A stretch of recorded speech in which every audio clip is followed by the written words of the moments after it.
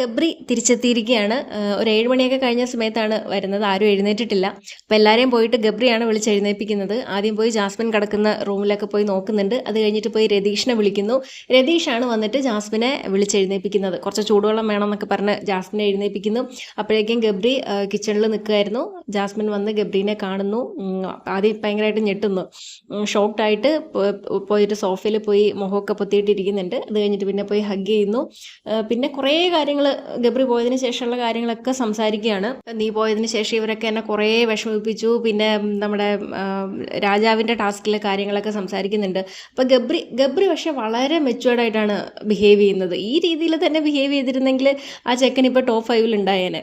ഏതായാലും അതിന് പറഞ്ഞിട്ട് കാര്യമില്ല. അപ്പോൾ ഗബ്രി എന്ന് ജാസ്മിൻ വിളിക്കുമ്പോഴത്തേക്കിനും ഗബ്രി പറയുന്നുണ്ട്, നീ ദയവേത് ആ പേരിന് വിളിക്കല്ലേ, അല്ലെങ്കിൽ നീ മര്യാദയ്ക്ക് വിളിക്കുക ഗബ്രി എന്ന്.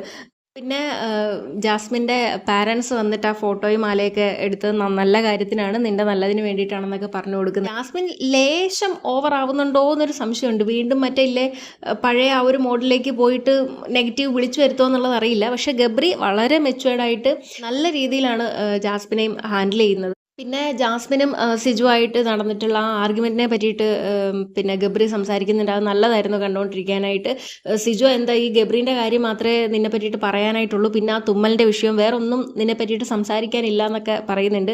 പിന്നെ രാജാവിൻ്റെ ടാസ്കിൻ്റെ കാര്യം ജാസ്മിൻ പറയുന്ന സമയത്ത് അത് നിൻ്റെ കയ്യിലെ കുഴപ്പമാണ്, പിന്നെ നീ അതിനെക്കുറിച്ചിട്ട് കൂടുതൽ സംസാരിക്കേണ്ട. അപ്പോൾ ജാസ്മിൻ ഇങ്ങനെ പരാതിയായിട്ട് പറയുക, പെട്ടെന്ന് തന്നെ വന്നിട്ട് അത് തട്ടിപ്പറിച്ചുകൊണ്ട് പോയി എന്നൊക്കെ പറഞ്ഞിട്ട്.